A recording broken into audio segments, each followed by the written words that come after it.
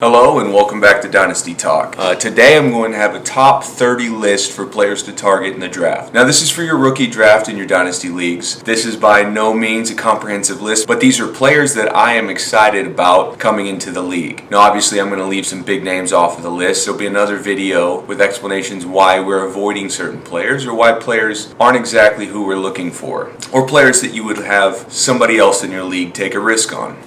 Obviously we're going to start in the first round. Round one, obviously the 1-1 overall pick, Brees Hall. I mean, he's a massive back with speed. What's he run, a 4.33? He's 6'1", 220 pounds. I mean, just a stud. My only concern with him is the offensive line situation with the Jets. Obviously, with Mekhi Becton going down and a lot of question marks across that line. They have a lot of weapons up in New York, but I'm not quite sure that they're going to actually protect. But long-term scenario, they get a couple of pieces in free agency. He's going to be a stud. George Pickens, obviously you guys saw him in the first week. I've been telling all my friends about this guy since well before the NFL draft even happened. He would have been a top 10 pick if it wasn't for the ACL. I mean, he's just a freak in nature. He's got like that Justin Jefferson smoothness, but he has the physicality of a much bigger receiver. Obviously, you saw that on display week 1 of the preseason. He is a stud. He is going to be a performer. I don't know that he'll be a wide receiver 1 this year, but going forward, you can't go wrong with drafting George Pickens in the first round. 6'3", 220.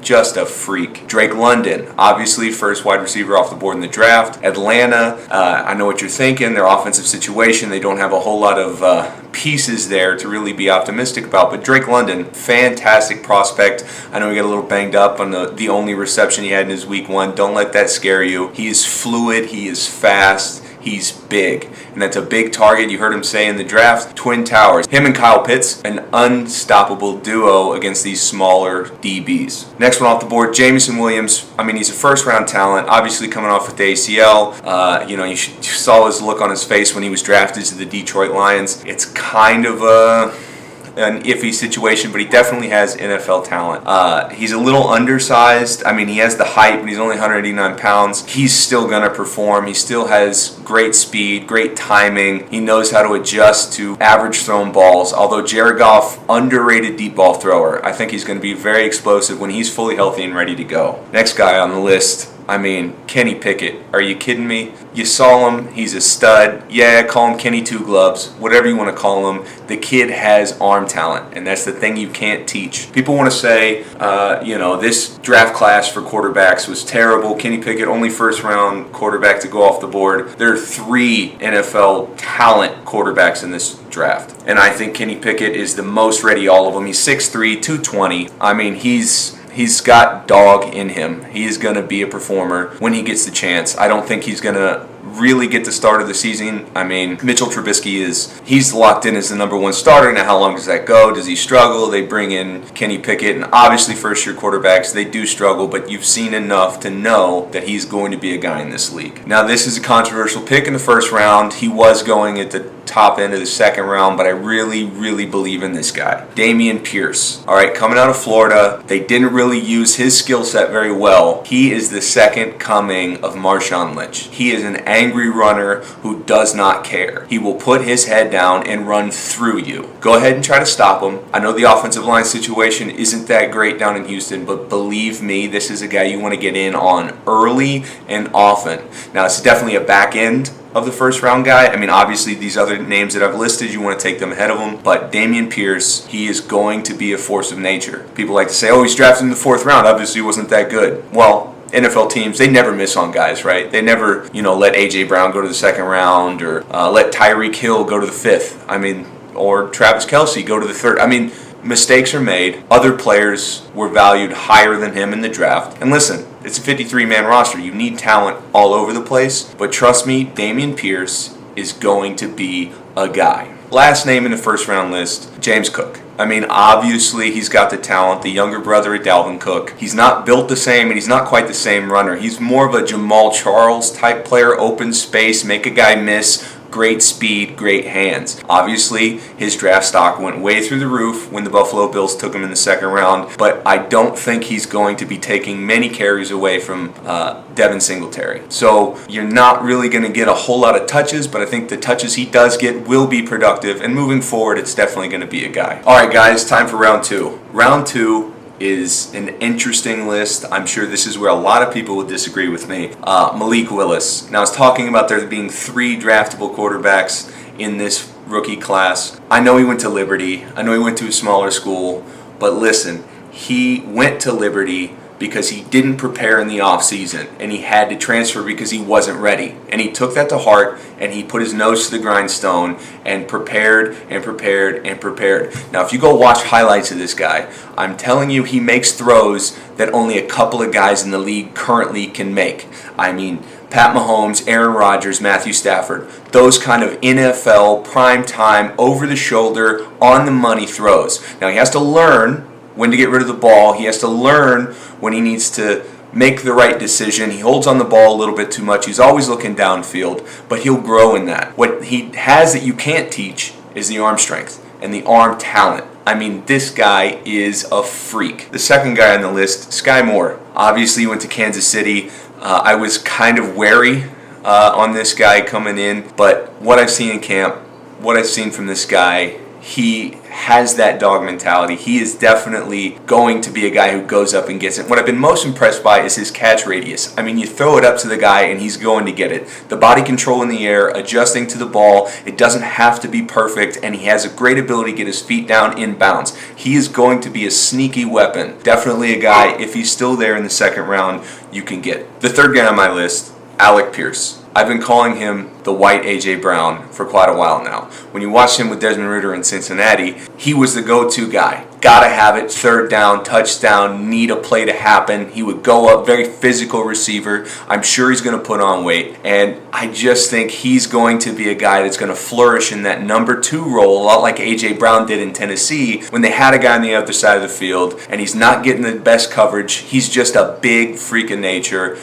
He is going to be something special. If you can snag him upper end of the second round, somewhere, I mean, anywhere you can get him in the second round, I think he's going to be a steal. Definitely a guy that you want to target. Fourth guy on this list, another guy from Cincinnati, Desmond Ridder. This is the third quarterback on the list that I think is going to be a very productive player. I think his comp of Dak Prescott. Now, that's his ceiling. That's not what he's going to come into the league as. Dak Prescott, a 4th round draft pick. I just think he has the ability to scramble, make plays. He has the brains. Now, he understands what to do with the football and when to do it. He doesn't have the best arm talent in the draft, but he is very smart and he has a good enough arm to make the plays that need to happen. Obviously, Marcus Mariota is in front of him down in Atlanta, and he will likely get most of the touches this year, but it's a dynasty league, so it's a long-term play. If you can snag Desmond Ridder and let him sit on your taxi squad, you're going to be very happy with what you get out of Desmond Ridder down the line. Fifth guy on the list, second round, Brian Robinson Jr. I mean, you saw him at Alabama. He was held back by guys like Josh Jacobs and Najee Harris, but this guy is a true 3-down back. He is ready to step in. Now, I'm not a big fan of Antonio Gibson. I think he's gotten the ability to step on the field, and we've seen what he has.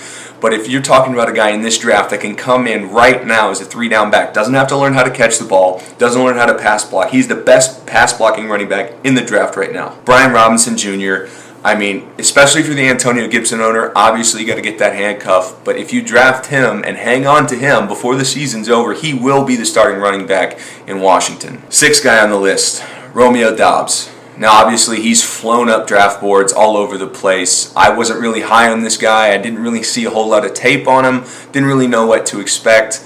I missed on this guy in all my leagues. But he has definitely been the go-to guy up in Green Bay. Aaron Rodgers hasn't taken the field yet.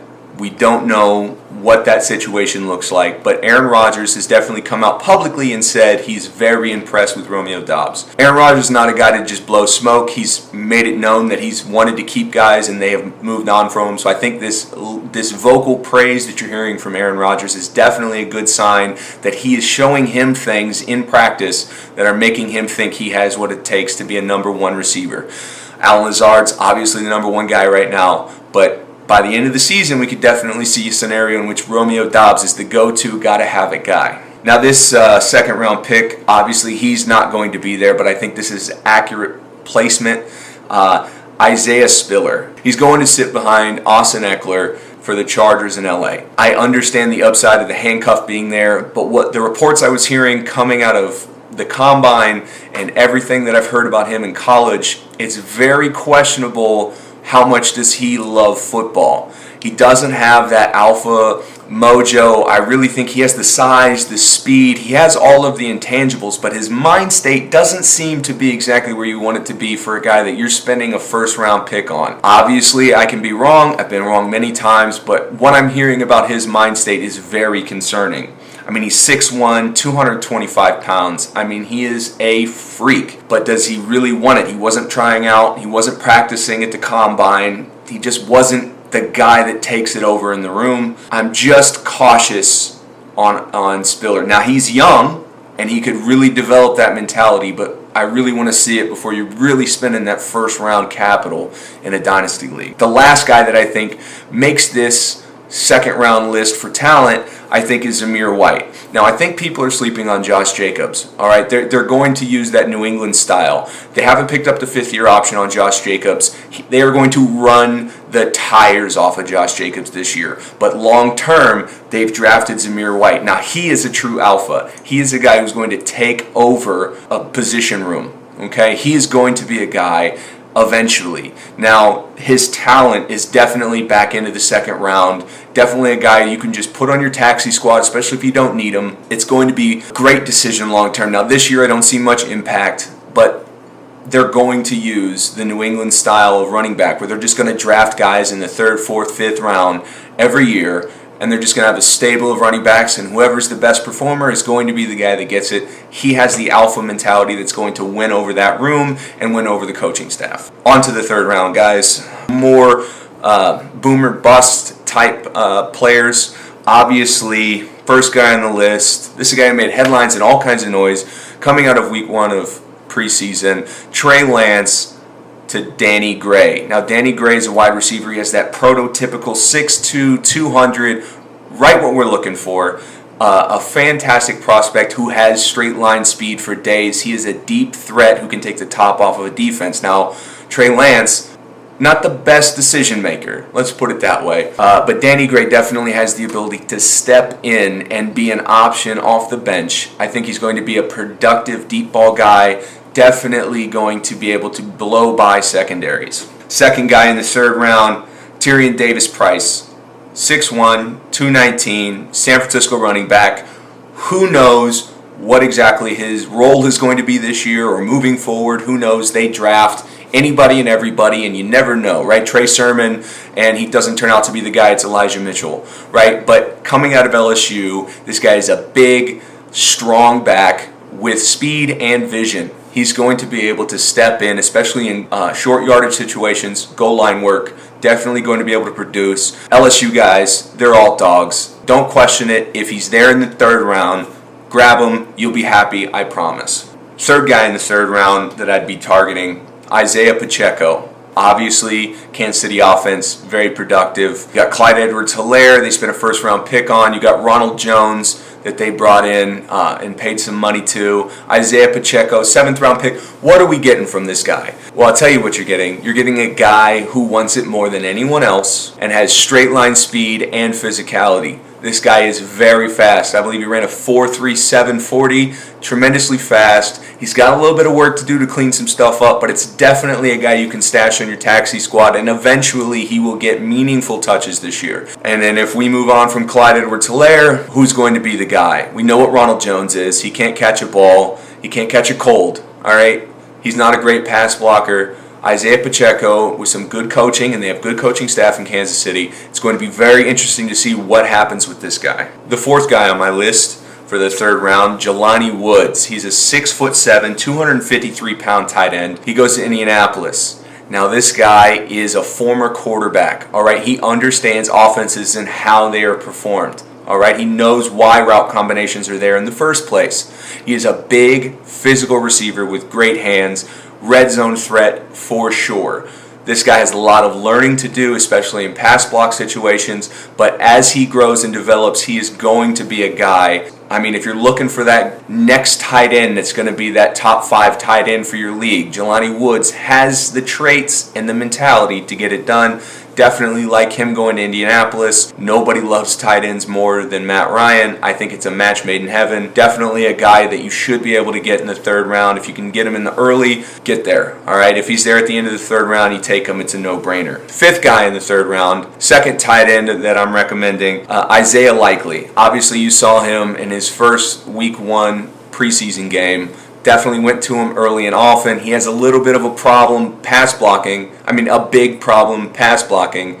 He gets the hands figured out. You got to hold inside. Get your hands outside. They're going to call you on it every time. He's learning. He's a former wide receiver who's transitioning. He knows all about route running. He knows all about high pointing the ball. He's very athletic and very aggressive. I like what I'm seeing. Also, Baltimore, a tight end friendly offense. Not that he's going to dethrone Mark Andrews anytime soon, but it's definitely a good situation for a young tight end to be in. Great coaching staff who knows how to get him there, and he can learn from one of the best, Mark Andrews. I think it's a match made in heaven. If you like him a little more than Jelani Woods, I do not blame you for taking him over him. This is by no means a mandatory draft list. This is just the guys that I like. 6th guy on the list, Khalil Shakir. This guy's a hard worker, military parents, awesome dude. Now he goes to the Buffalo Bills in the 4th round. He has the skills to be a weapon. He reminds me a lot of Deebo Samuel. They called him Swiss in college because he was the Swiss Army knife. This guy can do anything. He can return punts, he can carry the ball, he can catch the ball, he can block if you need to.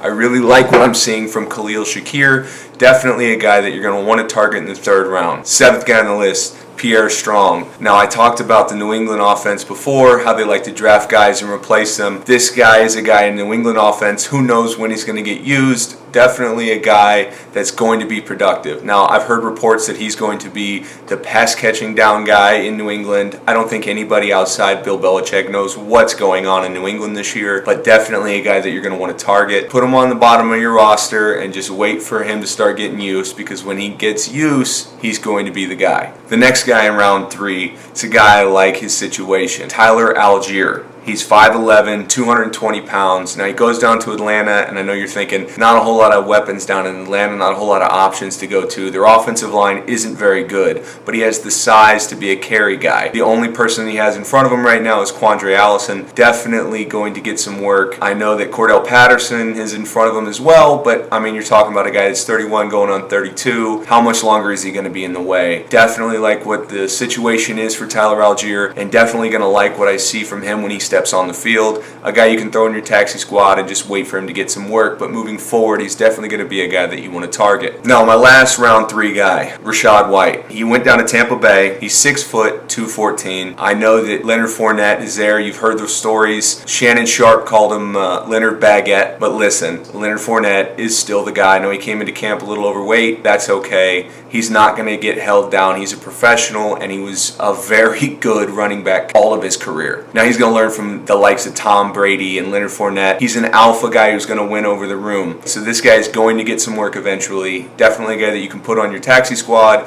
hang on to. You're not going to be upset at the back end of the 3rd round taking a guy with this kind of upside. All right, 4th round guys. Now these are a lot of dart throws. These are guys that might be on IR, but these are guys with high upside, and it's a 4th round pick. They should be dart throws, but let's throw those darts into a cluster of what might actually succeed. First guy in the 4th round, he might already be gone by then. A lot of what you've seen in his Week 1 preseason work, he's definitely going to be a target on people's boards. You already hear the guys like Fantasy Pros shouting him out. Definitely Tristan Eibner. Tristan Eibner is a guy that reminds me a lot of Tyreek Hill. He'd be a little undersized if he was playing wide receiver, but he has wide receiver ball skills and route running skills. Now you got David Montgomery in front of him. He's going to be the carry between the tackles guy. But this is a guy, Tristan Eibner, that's going to get flexed outside. He's got a big catch radius, and he's tough and has that alpha mentality. Definitely a guy you're going to want to target. Hopefully he's there in the 4th round. If you have the first pick in the 4th round, it's a no-brainer. Take Tristan Eibner. Hold on to him. He's going to be productive this year and years to come. Definitely a steal for the Chicago Bears. Next guy on the list, Jerome Ford. Gets drafted by Cleveland. He's 5'10", 210. Prototypical size. I know you got Nick Chubb and Kareem Hunt there. They're going to suppress him on the depth chart, but when he gets his opportunity, like Alabama football, when you get your chance, the guys are good. I really trust their ability to draft running backs, and I really really think that it's going to be an interesting situation when he gets on the field. We like what we hear coming out of camp. We like what we see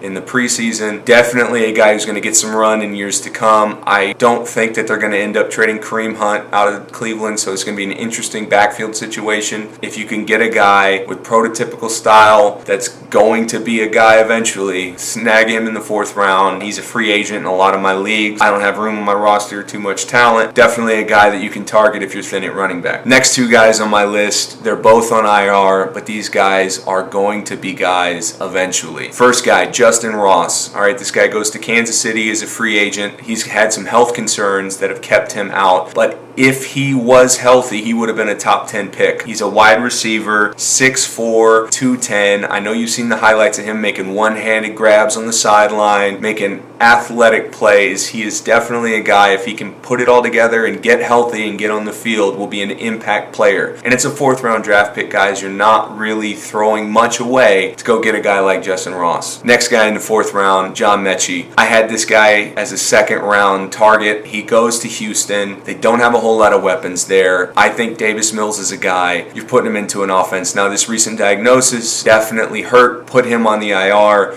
But if he can come back from this, he's definitely a guy with the skills and the ability to be a wide receiver 2 in this league. And if you can get that in the 4th round, it's a great acquisition. I'm telling you, grab him, put him on your IR, trade for him, pick him up if somebody cuts him, put him on your IR. I'm telling you, you're not going to regret it. This next guy on the list, I got to be honest, I was a little slow in the uptake for him. Kyle Phillips. He gets drafted to Tennessee, and the reports coming out of camp as this guy is a freak. Now, he's a little undersized. He's 5'11", 189 pounds. As a wide receiver, you think, it's a little bit small. He plays much bigger than that. He is aggressive. He goes up and gets the ball. He's so reliable that they had to take him off the field because quarterbacks wouldn't throw to anyone else but him when he was on the field. I don't know if this translates. He's not a great route runner. He's not polished. He's not ready yet. You gotta like what you see. You gotta love the mentality that he brings to the table. So when he gets a chance, that means he's ready. He's going to be productive. Definitely a guy you want to pick up.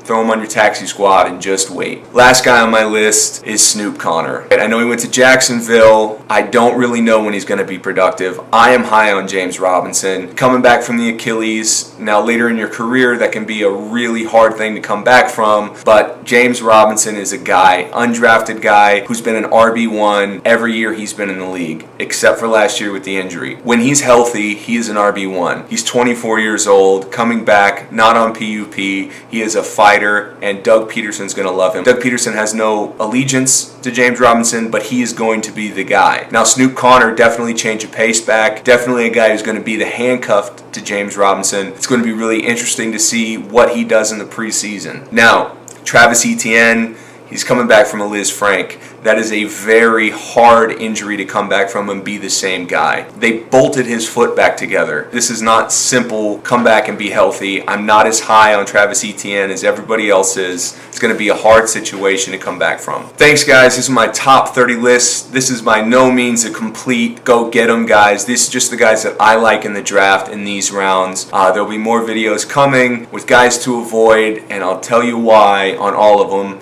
Not that they'll be busts, but just guys that you just don't want to take that kind of risk with your fantasy team, especially not paying as high as you're supposed to. I appreciate you guys staying tuned this long to see all of this. I hope to have more videos out as soon as possible with better audio. Got a microphone coming. If you guys have any questions or think that I'm absolutely crazy, let me know in the comments down below, and I'll like and respond to every one of them that I can. I appreciate it.